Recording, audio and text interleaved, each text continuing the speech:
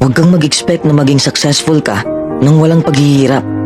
Remember this, true success comes from endurance and perseverance.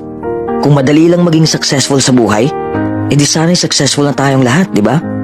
Huwag mong iasa sa swerte ang buhay mo. Invent opportunity and embrace your failures. Maraming taong hihila sa'yo pababa, pero huwag kang magpapahila sa kanila. Huwag kang makinig sa mga taong toxic. Oo, mapapagod ka sa iyong paglalakbay. Dadaanan mo ang mahihirap na sitwasyon. Darating ka sa punto na mawawalan ka na ng ganang gawin ang passion mo at mabibigo ka. Ang punto ko lang, the next time you fail at something, congratulate yourself. It is an achievement.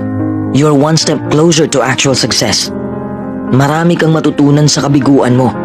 Along the way, you learn a lot about yourself and you learn a lot about what makes you happy.